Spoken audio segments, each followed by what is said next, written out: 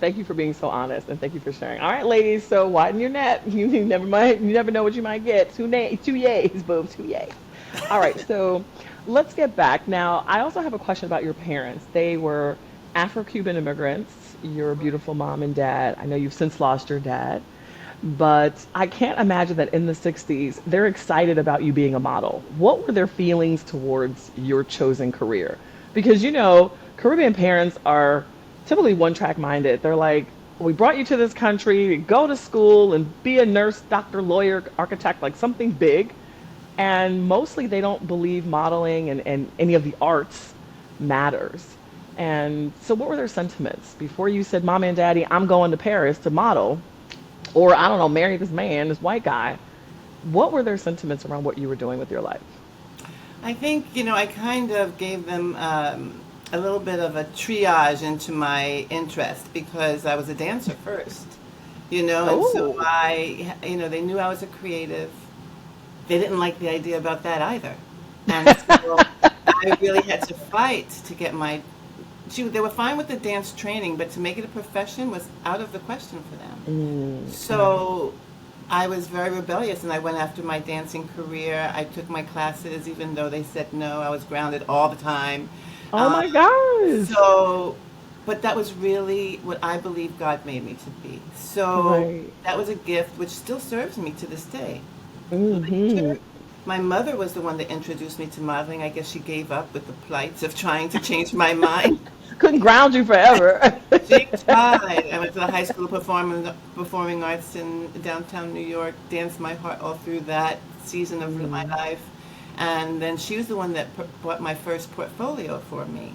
got it. And I was a young teenager. I don't know if she really thought I was going to pursue the profession, but it was a beautiful gift. And it really introduced me to the world of modeling and Nice. photography, so that I was love it. beautiful. She didn't want me to go to college, though. She said, if anything happens, I want you to make sure you have something, to fall back on. And she wanted me Right. to become a journalist. She had preconceived notions for both my brother and I. I was going to be a journalist, and he was going to be a doctor. End of Did he story. end up being a doctor? No. I guess doctor of IT. You're That like, mm. not MD, IT. Not The quite computer what she, doctor. and not computer, not what she had in mind either. However, Mm, he was very successful until this day. right. She's very proud of him. And so I went to school for theater, which was not what she had in mind. So I just, but Thespian. I think that through my pursuit of what my heart's direction was, like I knew what I wanted, and I was very diligent in pursuing that. And God gave me opportunities that I didn't even dream I could possibly have in my life. She was Right. able to come around to my side of the creative table and accept my journey. Right. I love that. And And I later, know she you're, saw me on the runways of Paris, and she said, "Well done." And I think I spent that's my my girl. entire life trying to please my mother. Oh, She was one of those, like you say, island moms who have their preconceived notions. And yeah. I spent my life trying to make her happy. Right. And there came a Right. time where I just said, I have to make myself happy first. Right. And Right. And I think, I hope go she's, ahead. and I hope that she is happy for me through that endeavor. Oh, I'm sure. And I know your mom is at the beautiful age of what is it, 99? She will be 100 in December. Oh my gosh. God bless her. She is the sweetest little thing. I've not met her, but I just think anybody that gets past 90 is just the cutest little thing. So Yeah. God bless her. And I'm sure that you continuing to love on her in the pursuit of your own love has pleased her. And she's so blessed to have been here for this long. God bless her. So before we go into the modeling, let's talk a little bit about dancing because we want people to know you ain't pole dancing now. That ain't what's going on around here. That's not how she met the white guy. No, no, no. I don't even think I could swing around the thing. I know I can't. Is it To the be upper body? perfectly It's very tough. honest and not eloquent. Exactly.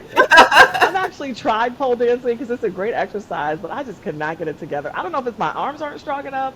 I can't get it together. Anyway, I'm gonna have to try. So anybody who knows a pole dancer that can help me, we'll figure it out. Anyway, So, what type of dancing? What? Because you are just amazing in the dancing. Tell us about dancing and how you got into that. Well, just a sidebar, pole dancing does require an incredible amount of upper body strength. So Mm, that's the secret of that. But I yes. went to the School of Performing Arts for modern dance, but I Nice. also performed in African dance companies. And while studying at Performing Arts High School, you're introduced to absolutely every single form of dance: Hmm. modern, jazz, ballet, East Indian, flamenco. All of those different types of dance disciplines were introduced to us. And Right. of course, on my side, I had my neighborhood dance studio, which was tap jazz and all the Oh polka yeah. dots, all the The Sammy Davis Jr. stuff, like, hey. That's right. That's right.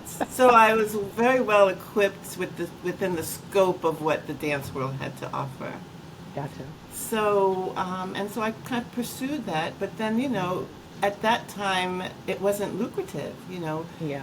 Ballet dancers, even if they were prima ballerina in a beautiful dance company, New York City Ballet or something, they weren't compensated well enough to live, you know, Right. comfortably. Right. So that's why, there's a lot of dancers that had their little side job as a waitress or what have you in Mm. order to live. So that's where modeling really took the lead in my life, because although in the beginning it was a struggle, because back then there were so many black models looking for work, but not a Right. lot of black opportunities. Right. And so back then each designer perhaps had their one token black woman, Right. and that was it. So once that slot was filled, you had to keep pounding the pavement until you found an opening, which is Right. it was difficult. And I mean, it's a type of profession that you really have to want it. If you don't want it bad enough, you're just not going to make it. And it's You're still not gonna make true it. today, but back there it was even more difficult. Oh, I can imagine. I mean, so I'm tall. Excuse me. I'm 5'11", and at the time I was always the tallest, skinniest girl. I lived in New York.